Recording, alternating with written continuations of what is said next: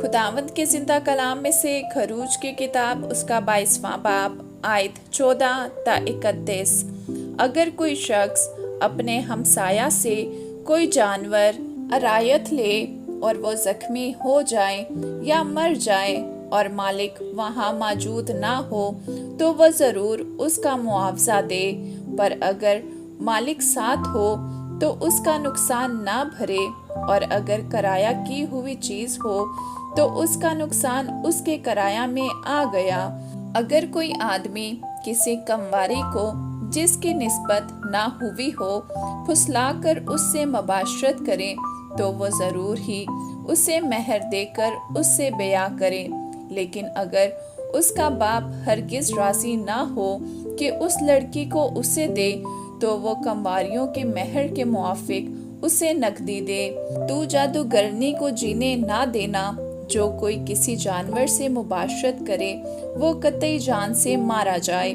जो कोई वाहिद खुदावंद को छोड़कर किसी और माबूद के आगे कुर्बानी चढ़ाए वो बिल्कुल नाबूद कर दिया जाए।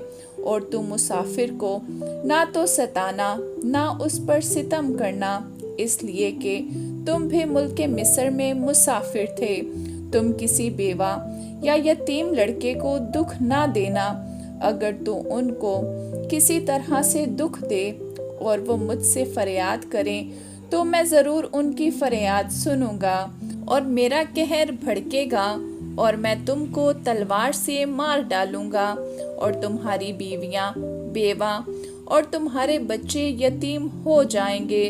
अगर तू मेरे लोगों में से किसी मोहताज को जो तेरे पास रहता हो कुछ कर्ज दे तो उससे कर्ज ख्वाह की तरह सलूक ना करना और ना उससे सूद लेना।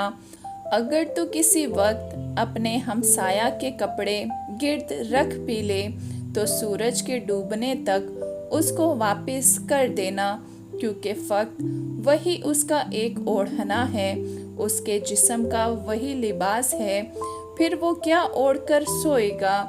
बस जब वो फरियाद करेगा तो मैं उसकी सुनूंगा, क्योंकि मैं मेहरबान हूँ। तू खुदा को ना कोसना और ना अपनी कौम के सरदार पर लानत भेजना। तू अपनी कसीर पैदावार और अपने कोहलू के रस में से मुझे नजरो नियाज देने में देर ना करना, और अपने बेटों में से पहलौठे को मुझे देना।